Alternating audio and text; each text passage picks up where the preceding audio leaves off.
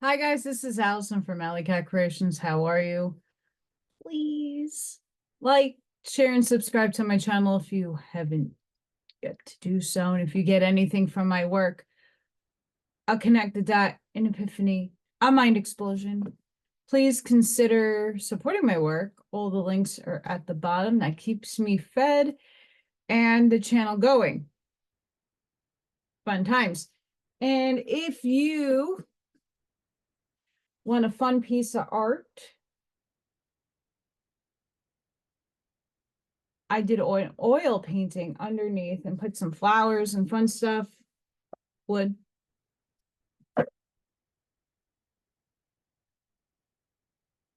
Skulls. Skulls with gems. Pyramids. All that stuff behind me. AllyKatzkreations211.com is where you can see my portfolio. And that's another way you can help me. And I'm not that expensive. I also do oracle cards. Now that I'm getting closer to going back to work, my schedule is a little different. So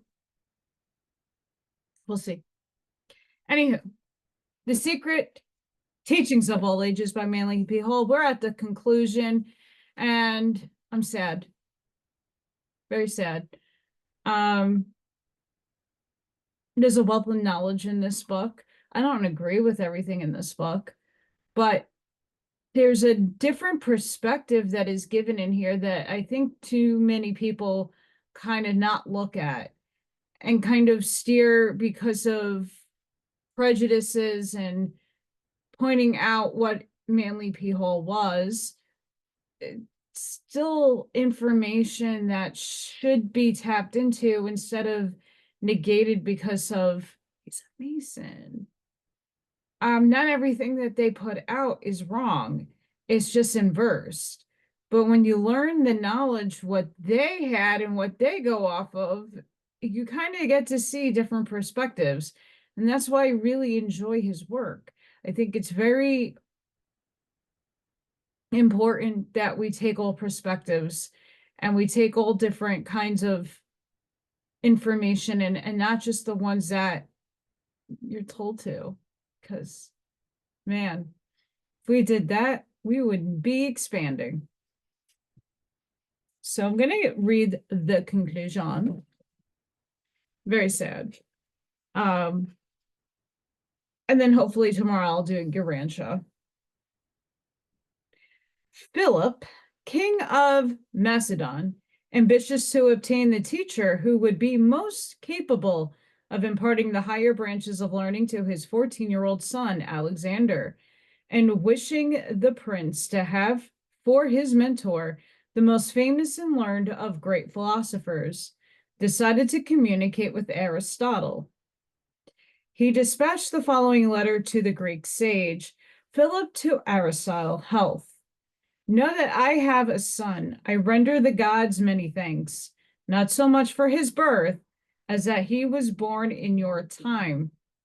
For I hope that being educated and instructed by you, he will become worthy of us both and the kingdom which he shall inherit. Accepting Philip's invitation, Aristotle journeyed to Macedon in the 4th year of the 108th Olympiad and remained for 8 years as the tutor of Alexander. The young prince's affection for his instructor became as great as that which he felt for his father. He said that his father had given him being, but that Aristotle had given him well-being. The basic principles of the ancient wisdom were imparted to Alexander the Great by Aristotle, and at the philosopher's feet of Macedonian youth came to realize the transcendency of Greek learning as it was personified in Plato's immortal disciple. Elevated by his illumined teacher to the threshold of the philosophic sphere, he beheld the world of the sages, the world that fate and the limitations of his own soul decree should not conquer. Aristotle in his leisure hours edited and annotated the Iliad of Homer and presented the finished volume to Alexander. The book, The Young Conqueror, so highly prized that he carried it with him on all his campaigns. At the time of his triumph over Darius, discovering among the spoils a magnificent gem-studded casket of urgence, he dumped the contents upon the ground, declaring that at least he had found a case worthy of Aristotle's edition of the Iliad. While on his Asiatic campaign, Alexander learned that Aristotle had published one of his most prized discourses, an occurrence which deeply grieved the young king. So to Aristotle, conqueror of the unknown, Alexander, conquered of the unknown, sent his reproachful and pathetic admission of the insufficiency of worldly pomp and power. Alexander to Aristotle held, "You were wrong in publishing those branches of science hereto not to be acquired except for oral instruction, in which shall I excel others in the more profound knowledge I gain from you, being communicated to all. For my part, I had rather surpass the majority of mankind in the sublimer branches of learning than in extent of power and dominion. Farewell." The receipt of this amazing letter caused no ripple in the placid life of Aristotle, who replied that although the discourse had been communicated to the multitudes, none whom had heard him deliver the lecture, who lacked spiritual comprehension, could understand its true import. A few short years, and Alexander the Great went the way of all flesh, and with his body crumbled, the structure of empire erected upon his personality. 1 year later, Aristotle also passed into the greater world, concerning whose mysteries he had so often discoursed with his disciples in the Lyceum. But as Aristotle excelled Alexander in life, so he excelled him in death. For though his body moldered in an obscure tomb, the greatest philosopher continued to live in his intellectual achievements. Age after age paid him grateful tribute. Generation after generation pondered over the theorems until by the sheer transcendency of his rational faculties, Aristotle, the master of those who know, as Dante has called him, became the actual conqueror of the very world which Alexander had sought to subdue with the sword. Thus, it is demonstrated that to capture a man, it is not sufficient to enslave his body. It is necessary to enlist his reason. That to free a man, it is not enough to strike the shackles from his limbs. His mind must be liberated from bondage to his own ignorance. Physical conquest must ever fail. For generating hatred and dissension, it spurs the mind to the avenging of an outraged body. But all men are bound, whether willingly or unwillingly, to obey that intellect in which they recognize qualities and virtues superior to their own. That the philosophic culture in ancient Greece, Egypt, India excelled that of the modern world must be admitted by all, even by the most confirmed and modernist. The golden era of Greek aesthetics, intellectualism, and ethics has never since been equaled. The true philosopher belongs to the most noble order of men, the nation or race which is blessed by possession of illumined thinkers, to fortune indeed, and its name shall be remembered for their sake. In the famous Pythagorean school at Crotona, philosophy was regarded as indispensable to the life of man. He who did not comprehend the dignity of the reasoning power could not properly be said to live. Therefore, when through initiate perverseness,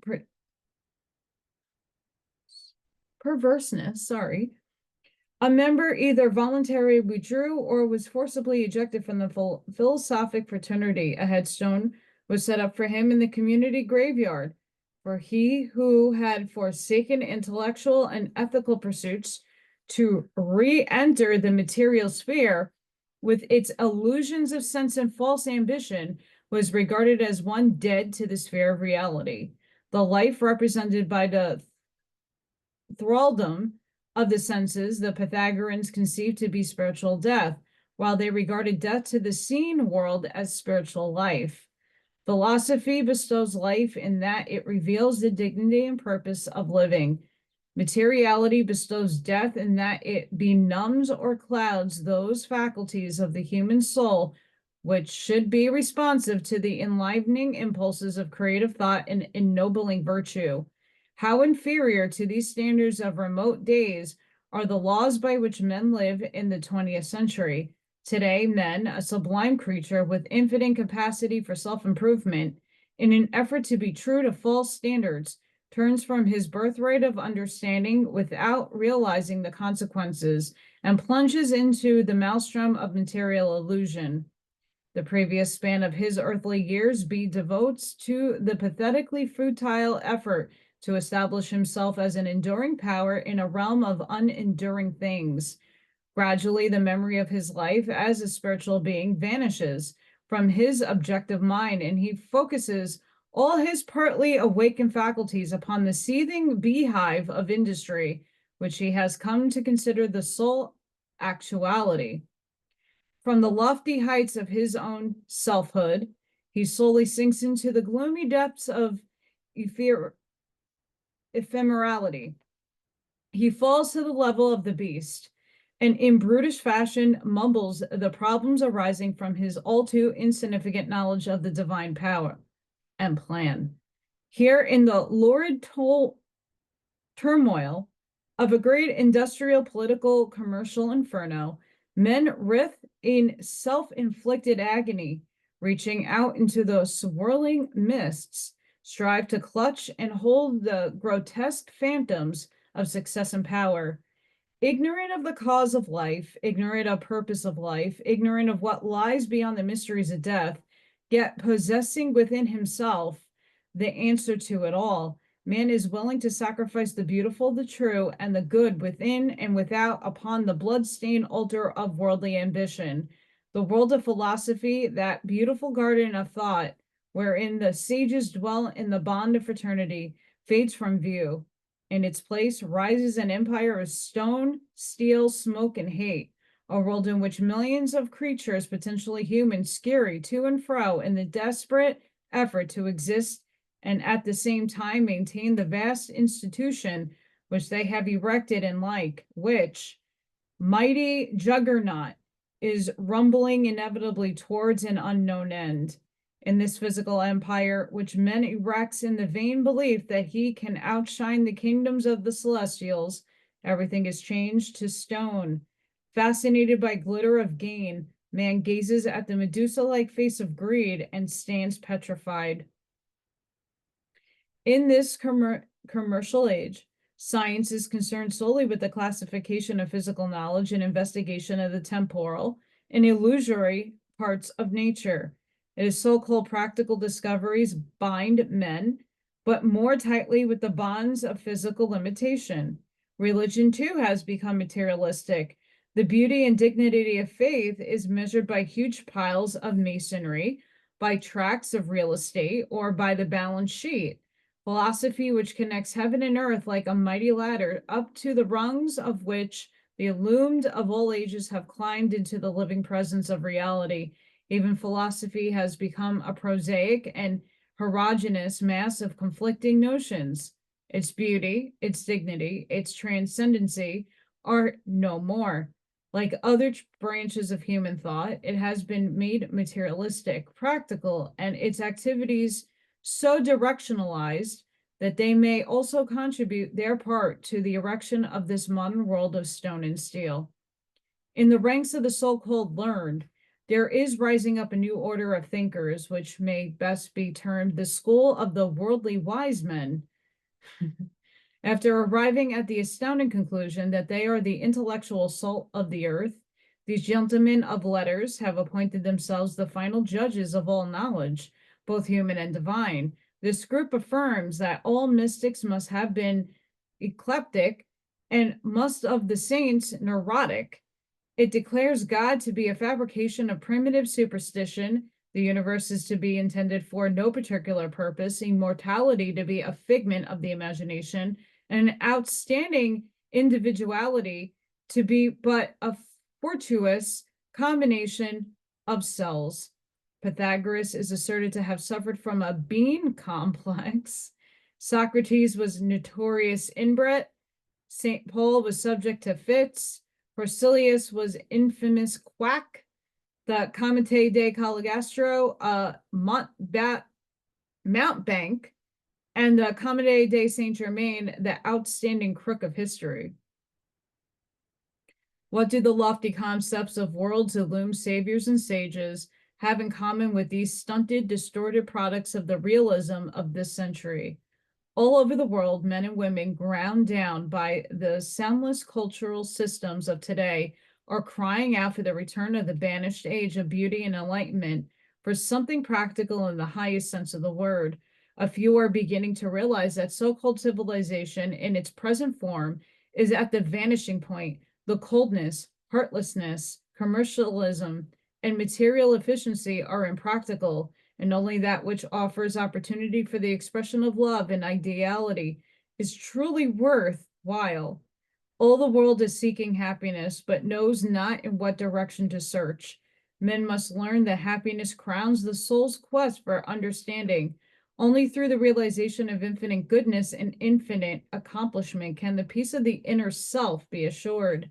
In spite of man's geocentrism, there is something in the human mind that is reaching out to philosophy, not to this or that philosophic code, but simply to philosophy in the broadest and fullest sense. The great philosophic institutions of the past must rise again, for these alone can rend the veil which divides the world of causes from that of effects. Only the mysteries, those sacred colleges of wisdom, can reveal to struggling humanity that greater and more glorious universe, which is the true home of the spiritual being called man. Modern philosophy has failed in that it has come to regard thinking so simply as intellectual process. Materialistic thought is as hopeless a code of life as commercialism itself. The power to think true is the savior of humanity. The mythological and historical redeemers of every age were all personifications of that power. He who has a little more rationality than his neighbor is a little better than his neighbor. He who functions on higher plane of rationality, that the rest of the world is termed the greatest thinker. He who functions on a lower plane is regarded as a barbarian. Thus, comparative rational development is true gauge of the individual's evolutionary status. Briefly stated, the true purpose of the ancient philosophy was to discover a method whereby development of the rational nature could be accelerated instead of awaiting the slower process of nature. This supreme source of power, this obtainment of knowledge, this unfolding of the God within is concealed under the epigrammatic statement of the philosophic life. This was the key to the great work, the mystery of the philosopher's stone, for it meant that alchemical transmutation had been accomplished. Thus, ancient philosophy was primary the living of a life, secondary an intellectual method. He alone can become a philosopher in the highest sense who lives the philosophic life. What man lives, he comes to know. Consequently, a great philosopher is one threefold life, physical, mental, and spiritual, is wholly devoted to and completely permeated by his rationality. Man's physical, emotional, and mental natures provide environments of reciprocal benefit of detriment to each other. Since the physical nature is the immediate environment of the mental, only that mind is capable of rational thinking, which is enthroned in a harmonious and highly refined material constitution. Hence, right action, right feeling, and right thinking are prerequisites of right knowing, and the attainment of philosophic power is possible only to such as have harmonized their thinking with their living. The wise have therefore declared that none can obtain to the highest in the science of knowing until he first has obtained to the highest in the science of living. Philosophic power is a natural outgrowth of philosophic life. Just as an intense physical existence emphasizes the importance of physical things, or just as a monastic metaphysical aestheticism establishes the desirability of the aesthetic state, So complete philosophic absorption ushers the consciousness of the thinker into the most elevated and noble of all spheres, the pure philosophic or rational world. In a civilization primary concerned with the accomplishment of the extremes of temporal activity, the philosopher represents an equilibrating intellect capable of estimating and guiding the cultural growth. The establishment of the philosophic rhythm in nature of an individual ordinarily requires from 15 to 20 years. During that entire period, the disciples of old were constantly subjected to the most severe discipline. Every activity of life was gradually disengaged from others' interests and focalized upon the reasoning part. In the ancient world, there was another and most vital factor which centered into the production of rational intellects, and which is entirely beyond the comprehension of modern thinkers, namely, initiation into the philosophic mysteries. A man who had demonstrated his peculiar mind, mental, and spiritual fitness was accepted into the body of the learned, and to him was revealed a priceless heritage of arcane lore, preserved for generation to generation. This heritage of philosophic truth is a matchless treasure of all ages, and each disciple admitted into these brotherhoods of the wise made in turn his individual contribution to this store of classified knowledge. The one hope of the world is philosophy. For all the sorrows of modern life result from the lack of proper philosophic code. Those who sense, even in part, the dignity of life cannot be realized, the shallowness apparent in the activities of this age. Well, has it been said that no individual can succeed until he has developed his philosophy of life? Neither can a race or nation obtain true greatness until it has formulated an adequate philosophy and has dedicated its existence to a policy consistent with the philosophy. During the World War, when so-called civilization hurled one half of itself against the other in a frenzy of hate, men ruthlessly destroyed something more precious even than human life. They obliterated those records of human thought by which life can be intellectually directionalized. Truly did Muhammad declare the ink of philosophers to be more precious than the blood of martyrs. Priceless documents and valuable records of achievement, knowledge founded on ages of patient observation and experimentation by the elect of the earth, all were destroyed with scarcity, a qualm of regret. What was knowledge? What was truth, beauty, love, idealism, philosophy, or religion when compared to man's desire to control an inestimable point and spot in the fields of cosmos for an inestimable minute fragment of time? Merely to satisfy some whim or urge of ambition, man would uproot the universe, though well he knows that in a few short years he must depart, leaving all that he has seized to prosperity as an old cause for fresh contention. War, the irrefutable evidence of irrationality, still smolders in the hearts of men. It cannot die until human selfishness is overcome.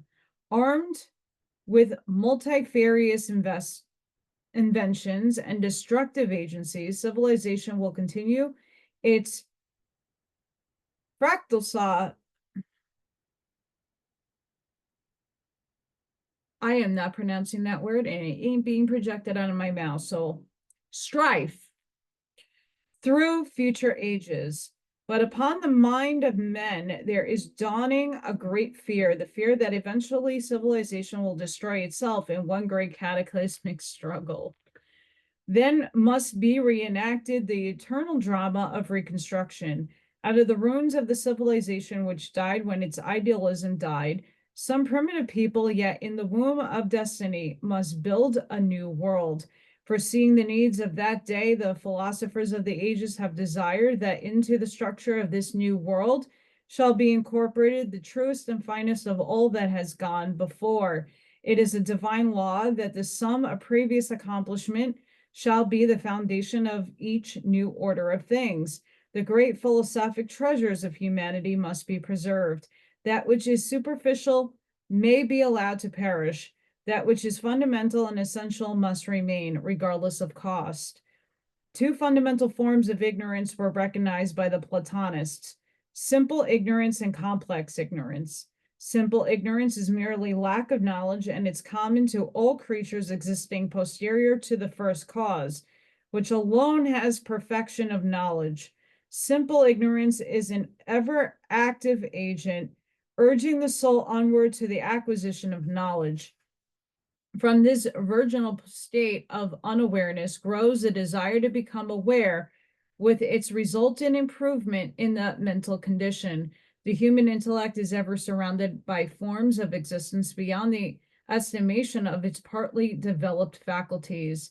In this realm of objects not understood is a never-failing source of mental stimuli. Thus, wisdom eventually results from the effort to cope rationally with the problem of the unknown.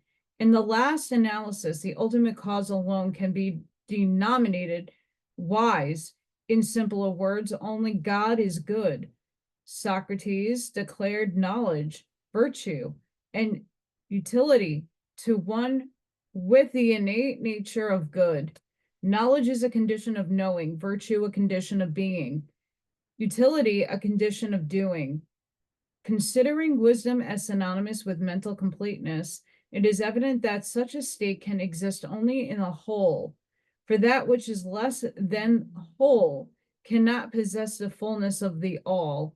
No part of creation is complete, hence each part is imperfect to the extent that it falls short of the entirety. Where incompleteness is, it also follows the ignorance must be coexistent, for every part, while capable of knowing its own self, cannot become aware of the self in the other parts. Philosophically considered, growth from the standpoint of human evolution is a process of proceeding from heterogeneity to homogeneity. In time, therefore, the isolated consciousness of the individual fragments is reunited to become the complete consciousness of the whole. Then, and only then, is the condition of all knowing in absolute reality.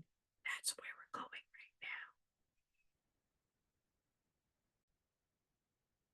now. Thus, all creatures are relatively ignorant, yet relatively wise.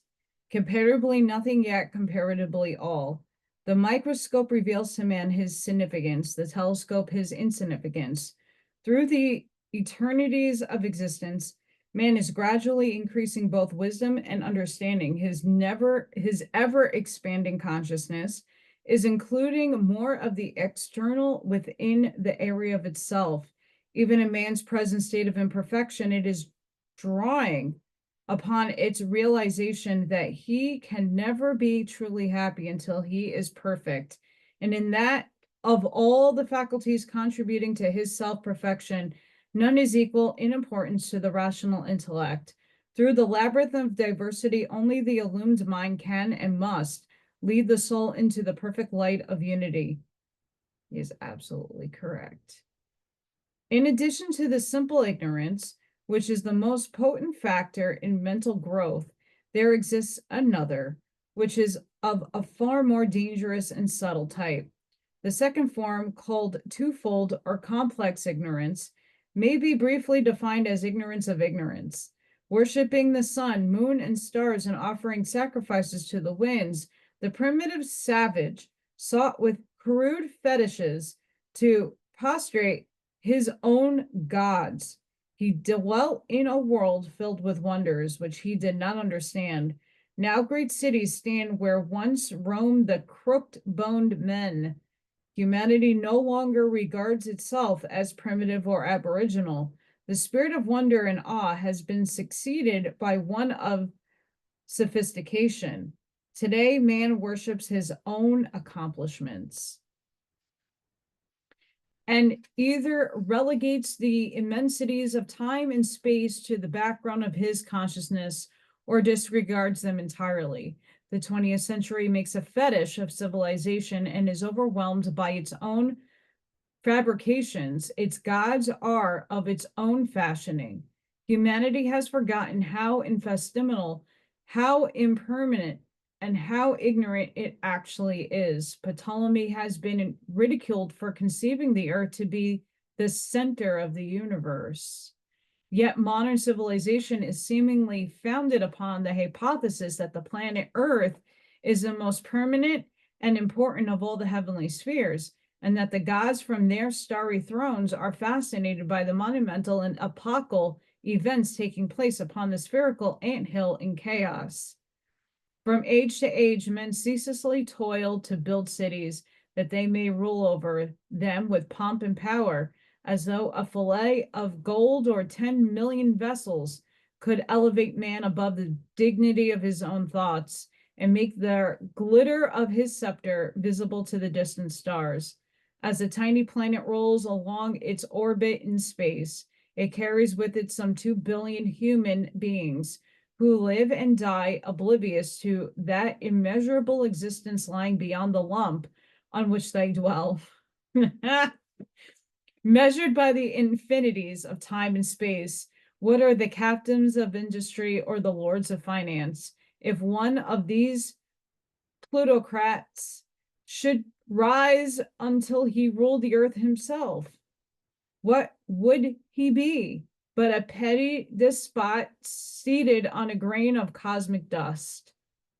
Philosophy reveals to men his kinship with the all.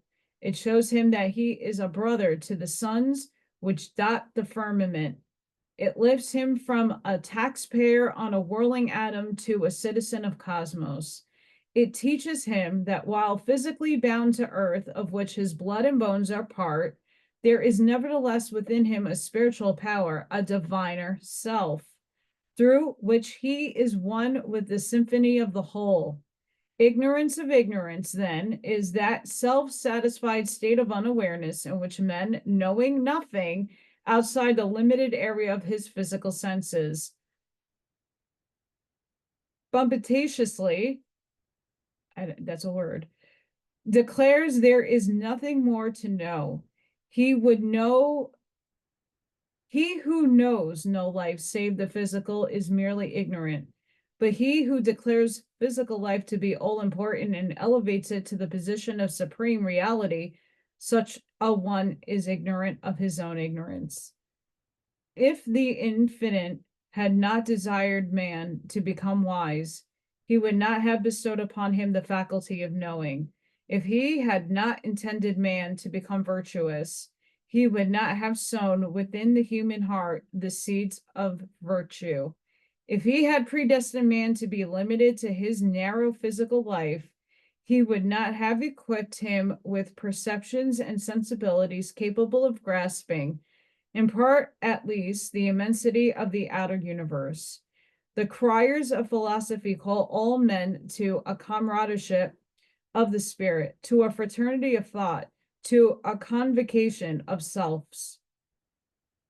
Philosophy invites men out of the vainness of selfness, out of the sorrow of ignorance and the despair of worldliness, out of the travesty of ambition and the cruel clutches of greed, out of the red hell of hate and the cold tomb of dead idolism. Philosophy would lead all men into the broad, calm vistas of truth.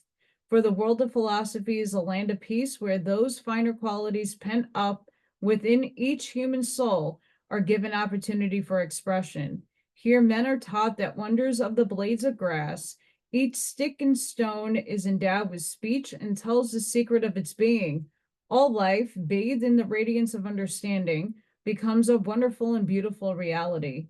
From the four corners of creation swells a mighty anthem of rejoicing, for here in the light of philosophy is revealed the purpose of existence, the wisdom and goodness permeating the whole, being evident to even man's imperfect intellect. Here the yearning heart of humanity finds the companionship which draws forth from the innermost recesses of the soul that great store of good which lies there like precious metal in some deep hidden vein. Following the path pointed out by the wise, the seeker after truth ultimately obtains to the summit of wisdom's mount, and gazing down beholds the panorama of life spread out before him. The cities of the plains are but tiny specks, and the horizon on every hand is obscured by the gray haze of the unknown. Then the soul realizes that wisdom lies in breadth of vision, that it increases in comparison to the vista. Then, as man's thoughts lift him heavenward, streets are lost in cities, cities and nations, nations and continents, continents in the earth in space, and space in an infinite eternity, until at last but two things remain, the self and the goodness of God. While man's physical body resides with him and mingles with the heedless throng, it is difficult to conceive of man as actually inhabiting a world of his own, a world which he has discovered by lifting himself into communion with the profundities of his own eternal nature. Man may live two lives. One is a struggle from the womb to the tomb. Its span is measured by man's own creation, time. Well, may it be called the unheeding life. The other life is from realization to infinity. It begins with the understanding its duration is forever, and upon the plane of eternity, it is consummate. This is called the philosophic life. The philosophers are not born, nor do they die. For one, having achieved the realization of immortality, they are immortal. Having once communed with self, they realize that within there is an immortal foundation that will not pass away. Upon the living, vibrant base, self, they erect a civilization which will endure after the sun, the moon, and the stars have ceased to be. The fool lives but for today. The philosopher lives forever. When once the rational consciousness of man rolls away the stone and comes forth from his sepulchre, it dies no more. For this second or philosophic birth, there is no dissolution. By this should not be inferred physical immortality, but rather that the philosopher has learned that his physical body is no more than his true self, then the physical earth is his true world, in the realization that he and his body are dissimilar, that through the form must perish, the life will not fail. He achieves conscious immortality. This was immortality to the Socrates referred when he said, Endius and Meletus may indeed put me to death, but they cannot injure me. To the wise, physical existence is but the outer room of the hall of life, swinging open the doors of the antechamber, the illumined pass into the greater and more perfect existence. The ignorant dwell in a world bonded by time and space. To those, however, who grasp the import and dignity of being, these are but phantom shapes, illusions of senses, arbitrary limits imposed by man's ignorance upon the duration of deity. The philosopher lives and thrills with the realization of his duration, for to him this infinite period has been designed by the all-wise cause as the time of all accomplishment. Man is not the insignificant creature that he appears to be. His physical body is not the true measure of his real self. The invisible nature of man is as vast as his comprehension and as measureless as his thoughts. The fingers of his mind reach out and grasp the stars. His spirit mingles with the throbbing life of cosmos itself. He who has obtained to the state of understanding thereby has so increased his capacity to know that he gradually incorporates within himself the various elements of the universe. The unknown is merely that which is yet to be included within the consciousness of the seeker. Philosophy assists men to develop the sense of appreciation, for as it reveals the glory and the sufficiency of knowledge, it also unfolds those latent powers and faculties whereby man is enabled to master the secrets of the seven spheres. From the world of physical pursuits, the initiates of old called their disciples into the life of the mind and the spirit. Throughout the ages, the mysteries have stood at the threshold of reality, that hypothetical spot between nominum and phenomenon, the substance and the shadow. The gates of the mysteries stand even ajar, and those who will may pass through into the spacious domicile of spirit. The world of philosophy lies neither to the right nor to the left, neither above nor below. Like a subtle essence permeating all space and all substance, it is everywhere. It penetrates the innermost and outermost parts of all being. In every man and woman, these two spheres are connected by a gate, which leads from the not self and it concerns to the self and its realizations. In the mystic gate is the heart. Through spiritualization of his emotions, he contacts the more elevated plane, which once felt and known becomes the sum of the worthwhile. In the philosopher, reason is the gate between the outer and the inner worlds, the illumined mind bridging the chasm between the corporeal and the incorporeal. Thus, godhood is born within the one who sees, and from the concerns of men, he rises to the concerns of gods. In this era of practical things, men ridicule even the existence of God. They scoff at goodness while they ponder with befuddled minds the phantasmagora, I can't get that word out ever, of materiality. They have begotten the path which leads beyond the stars. The great mystical institutions of antiquity, which invited men to enter into his divine inheritance, have crumbled, and institutions of human scheming now stand where once the ancient houses of learning rose a mystery of fluted columns and polished marble. The white-robed sages who gave to the world its ideals of culture and beauty have gathered their robes about them and departed from the sight of men. Nevertheless, this little earth is bathed as old in the sunlight of the providential generator. Wide-eyed babes still face the mysteries of physical existence. Men continue to laugh and cry, to love and hate. Some still dream of a nobler world, a fuller life, a more perfect realization. In both the heart and mind of man, the gates which lead from mortality to immortality are still ajar. Virtue, love, and idealism are yet the regenerators of humanity. God continues to love and guide the destinies of his creation. The path still winds upward to accomplishment. The soul of man has not been deprived of its wings. They are merely folded under the garment of flesh. Philosophy is ever the magic power which, sundering the vessel of clay, releases the soul from the bondage to habit and perversion. Still, as of old, the soul released can spread its wing and soar to the very source of itself. The criers of the mysteries speak again, bidding all men welcome to the house of light. The great institution of materiality has failed. The false civilization built by man has turned, and like the monster of Frankenstein, is destroying its creator.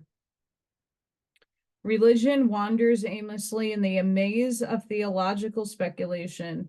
Science batters itself impotently against the barriers of the unknown. Only transcendental philosophy knows the path. Only the illumined reason can carry the understanding part of man upward to the light. Only philosophy can teach men to be born well, to live well, to die well, and in perfect measure be born again into this band of the elect, those who have chosen the life of knowledge, of virtue and utility. The philosophers of the ages invite you. And thus is the conclusion of one of my favorite books. I'm sad. That was really good. And it's super true.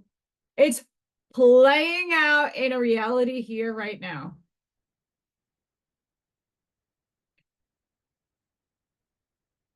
We as a society need to take that last section and apply it to our here and now and understand that people who hold a perspective that is of higher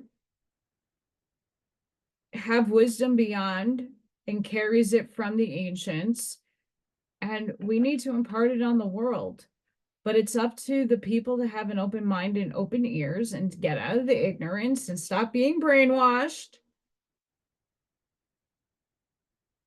to get it. Highly recommend reading this for yourself. I think there was like 1 or 2 sections I did not read in here because of graphing, pictures, and some spell stuff that I will not project in words, even though I don't project words properly at all anyway. But this was one of my favorite books. I'm really sad this is over. I have to see if there's another kind of fair use book that I can do by Manly P. Hall. A lot of his stuff is copywritten that can't be reproduced, or and a lot of the time you can't even get a response from publishers. So sad, but amazing ending. And yeah, guys, sending each and every one of you love, light, compassion, grace, shielding, and protective energy. Please go within. Be the shoulder physically for somebody. Be the lighthouse. Seed your truths. Please go within. I want to thank everybody who is doing something to help me. I really appreciate it. When I moved, I had a lot of Amish mindset and helped a lot of people out financially, physically, whatever I could do. I helped a lot of people. And that was because people were there to help me. I'm in that spot again. Yay. And until I get back on my feet, the little things count. And I want to say my appreciation to everybody who does watch me, who does like the video, who does share or leaves a comment. I really, really highly appreciate that. I know not everybody can afford to drop a financial gift, but I'm very close to getting somewhere with my social media that I can have a source of income that's just consistent. It doesn't need to be a lot of money. It's just something more than what I have now, which is nothing, you know. So guys, thank you. I hope you all have a beautiful, fantastic day. I'm going to probably tackle Urantia, and I got quantum AI articles. I can't wait to sift through and pick which ones I want to read. I don't know. There's something telling me to hold off because something big might be coming. We'll see. So until the next time, guys, have a beautiful and blessed day, and I'll see you on the next one. Bye for now.